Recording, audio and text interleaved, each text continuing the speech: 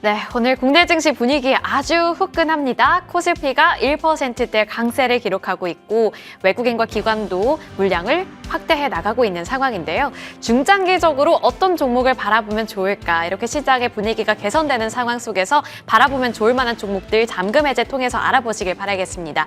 오늘의 잠금 해제에서는 레몬 리서치 김민수 대표와 함께 해봅니다. 대표님 안녕하세요. 안녕하십니까. 네, 반갑습니다. 먼저 오늘 좀 빠르게 AS 전략부터 세워보도록 할 텐데요. 또 조용히 굉장히 잘 간 종목이 나와 있습니다. 제닉 나와 있는데 4월 30일 봐주셨고요. 시가 기준으로는 22%대의 상승률, 최고가 기준으로는 30% 넘기는 상승률을 나타내고 있습니다. 저희 코너 취지 자체가 중장기적인 전략을 세우는 코너인데 이렇게 단기간에 또 상승률을 찍고 있으니 더욱더 기대가 되는데요. 제닉 같은 경우 오늘 약간의 약보합권 움직임 나타내는데 어떤 전략이 유효할까요? 네, 일단 제닉도 말씀드렸던 이제 ODM 쪽에서 성과를 내는 대표적인 회사다라는 쪽인데 별로 관심이 없으시더라고요. 예, 그냥 거래량 보다가 한 번에 움직일 때 보게 되면 어떤 매수세가 딱 붙는 거 보니까 별 반응은 없지만 그래도 강한 종목들은 간다라는 쪽으로 포인트를 맞춰야 될 것 같고요. 그런 쪽에서 올해도 바이오던스 쪽과 함께 ODM을 좀 넓혀가는 분위기이기 때문에 그쪽에서 변화를 본다 그러면 실적 아마 상저하고가 계속 나올 거로 생각하고 있습니다. 그렇기 때문에 많이 올랐지만 여기서 갖고 계신 분들은 더 가져가셨으면 좋겠고요. 혹시나 조금 더 흔들린다 그러면은 매수 기회라고 봐주시는데 빠지면 잘 안 보실 겁니다. 감사합니다. 그냥 저 혼자 잘 챙겨가도록 하겠습니다. 예. 네, 좋습니다. 앞으로 상저하고의 흐름이 지속될 가능성이 높다라고 봐주셨는데요. 눌림목이 나왔을 때 아직 못 잡으신 분들 기회를 또 찾아보시면 좋을 것 같습니다. 이렇게 AS 전략 함께 세워봤고요. 오늘장 바라봐야 하는 종목에 앞서서 먼저 헤드라인 통해서 기회를 포착해 보도록 하겠습니다. 최근에 또 여러 번 말이 나오고 있는 섹터인데요. IM증권에서 건설주들이 아직 덜 올랐다라고 평가를 했습니다. 현대건설, HDC, 현대산업개발, GS건설 모두 다 투자가 유효하다라고 말을 했는데 현대건설은 최근에 원전에 대한 모멘텀이 있다고는 하지만 그게 아니더라도 건설주들을 향한 긍정적인 코멘트가 나오고 있거든요. 그만큼 긍정적인 시각을 유지해봐도 괜찮을지 대표님께서는 어떻게 해석하셨을까요? 네, 일단 건설주에 대한 재조명이 들어오면서 지금 분위기를 보게 되면 현대건설 어떻게 하면 지금에서 사면 안 돼요? 이런 얘기 되게 많이 하시는 것 같은데 너무 올랐어요. 예, 간 건 간 거고 보내줄 건 보내준 거고 거기다 너무 집착하지 마시고 좀 부러워하면 뭐 합니까? 이제 그렇게 갈 만한 종목을 찾아야 되는 거죠. 네. 그렇게 봤었을 때 그러면 또 다른 기회는 여전히 남아 있다라는 쪽으로 보시면서 현대건설처럼 변할 수 있는 아주 싸고 좋고 우량하고 성장성 그렇게 다 갖추는 건 별로 없고요. 그런 쪽에서 그 기회를 찾아서 한번 볼 수 있을 만한 종목을 또 찾아가는 것도 숙제겠다. 쪽에서 그런 쪽을 말씀을 드려야 될 것 같습니다. 네, 좋습니다. 현대건설은 워낙에 원전이라는 강력한 모멘텀이 있다 보니 신고가를 계속 경신해내고 있잖아요. 그런데 이 건설 섹터에 대해서도 전반적으로 긍정적인 코멘트가 나오고 있다 보니 그러면 내가 후발주자 성격을 띤 종목들 내에서 기회를 잡아볼 수 있을까? 이게 또 궁금해지실 겁니다. 그 기회 어느 종목에서 포착해 볼 수 있을지 종목명도 함께 확인해 보시죠. 오, KCC 나와 있네요. 저는 생각했던 거랑 다른 종목이 나온 것 같아요. 어떤 거 생각하셨는데요? 저는 진짜 그 건설이라고 붙어있는 종목이 나올 줄 알았는데. 그럼 KCC 건설로 가겠습니다. 그럼 아닙니다. 준비해주신 대로 KCC 보도록 할 텐데 두 가지 투자 포인트부터 함께 확인해 보시죠. 업황 개선, 지분법 평가. 일단은 업황 개선이 매크로적으로 지금 투자 심리를 끌어올리고 있으니까 이 부분부터 볼게요. 건설사 말고 KCC 이런 쪽이 조금 더 빨리 오를까요? 네, 일단 건설주가 올라가 되면 무슨 건설 지금 사도 돼요? 이거 생각하시는 것보다 건설주 올라가 되면 업황이 바닥이 있게 되면 거기서 이제 변한다 그러면 건자재 봐야 되겠죠? 그런 쪽에서 건자재에 대한 시각들을 확대된다. 그러면은 그쪽에 우리나라의 어떤 하나의 획을 긋고 있는 대표 주자이기 때문에 KCC를 보는 게 좋겠다라고 봐야 될 것 같고 이거는 건설업 얘기입니다. 네. 반대로 건자재 중에서 페인트가 있죠. 네. 페인트를 가장 많이 소비하는 업종이 어딘지 아십니까? 건설? 네, 어떻게 하셨어요? 건설도 맞고요. 그만큼 또 많이 하는 게 자동차 있을 거고 또 하나가 조선입니다. 조선? 예, 그 큰 배를 페인트 칠 다 한 번 하지 않아요? 보통 2, 3회 정도 한다고 하더라고요. 그럼 다 칠하게 되면 페인트가 몇 통이 필요할까요? 엄청 많이 네, 필요하겠죠. 그러면 업황이 조선업에 대한 어떤 후광업계와도 볼 수가 있겠죠. 그런 쪽으로 봤을 때 페인트 쪽이 매출이 한 30% 차지한다고 합니다. 그러면 그것까지 기대한다 그러면 또 변화가 나올 수가 있겠죠. 그렇기 때문에 업황에 대한 변화는 그래도 긍정적으로 바뀌고 있다. 그런 쪽들을 생각하게 되면 계속 눈여겨보셔야 될 것 같습니다. 아, 그 부분은 생각을 못 했는데 꼭 건설이 아니더라도 최근에 핫한 조선 쪽으로도 페인트가 많이 필요하다는 점, 그리고 이 페인트의 매출 지분이 상당히 높다는 점 흥미롭게 체크해 보시면 좋을 것 같습니다.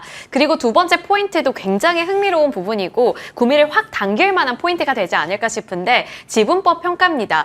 최근에 시장을 주목을 많이 받았었던 이 삼성물산의 지분을 한 10%가량 갖고 있다고 하더라고요.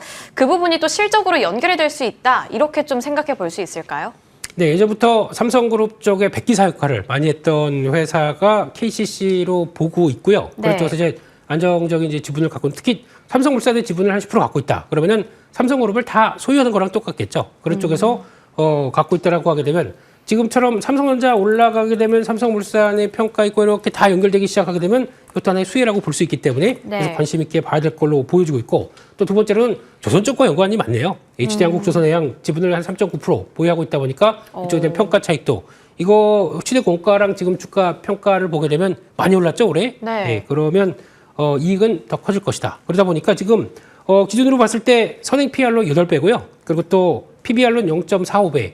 매력적이네요. 그렇기 때문에 저평가 한번 또 기대해 볼 수 있겠다라고 봐야 될 것 같습니다. 이렇게 큰 종목 뒤에서 조용히 수혜를 받아갈 수 있는 종목으로 KCC 눈여겨보면 좋을 것 같습니다. 가격 밴드 궁금해지는데요.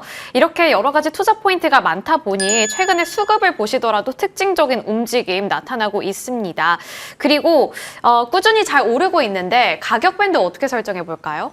네, 지금 자리가 직전 고점 때 보여줬던 저항대가 좀 있기 때문에 네. 그걸 안착하느냐 부분인데, 제가 보기엔 이 정도 업황이면 안착할 거로 보여지고 있고요. 그러면 이제 다음 저항 때 한 35만 원대 정도까지는 무리 없이 갈 거라고 보면서 그래서 수익률 한 25% 정도 한번 노려보는 걸로 보고 싶고요. 손절가는 26만 원대로 말씀드리겠습니다.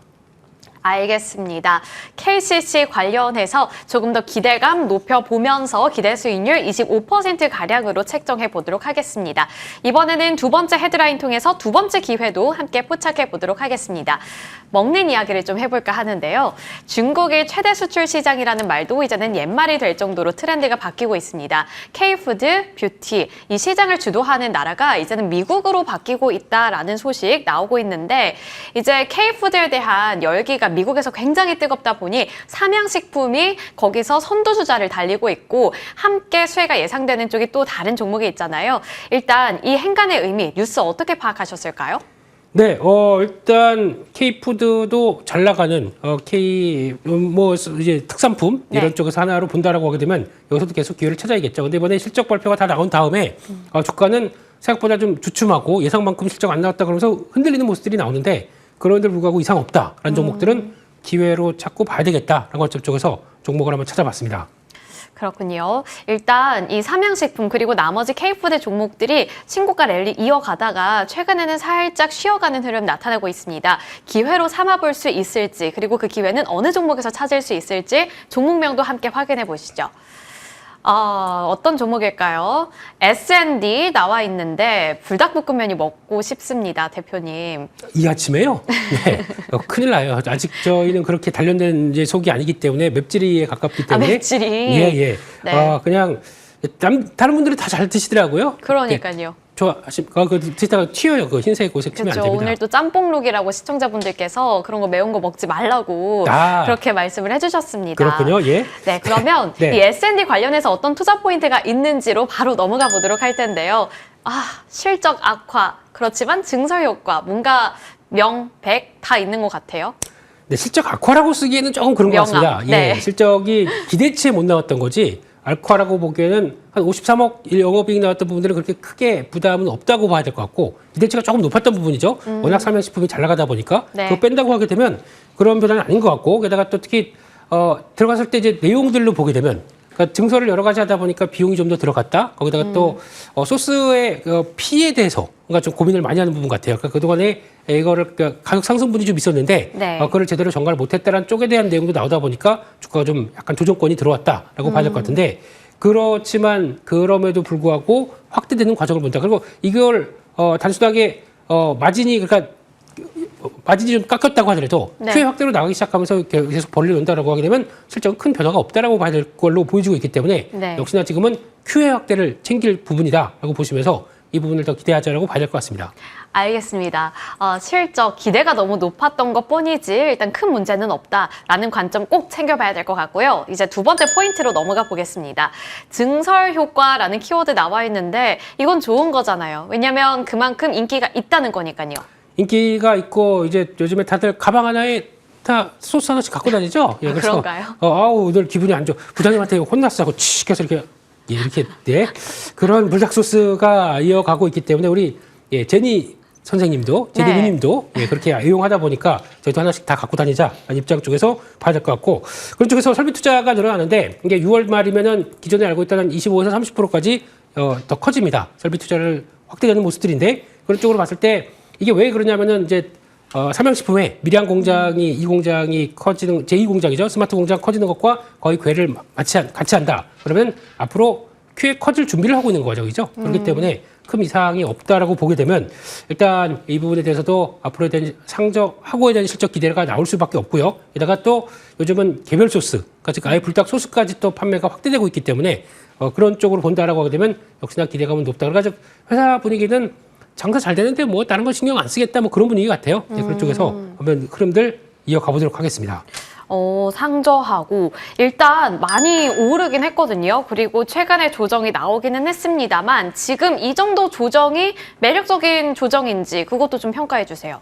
네, 이 정도면 매력적이니까요. 그래, 네. 물론 이제 과거 대비해서 완전히 저평가했던 부분에서 많이 올라온 건 사실입니다. 근데 그런 과정 쪽에서 중간중간 어느 정도 좀 매물 소화하고 그다음에 다음 레벨업을 가기 위한 자리 중에 하나가 아닐까라는 쪽에서 변화를 보셔야 될 것 같고요.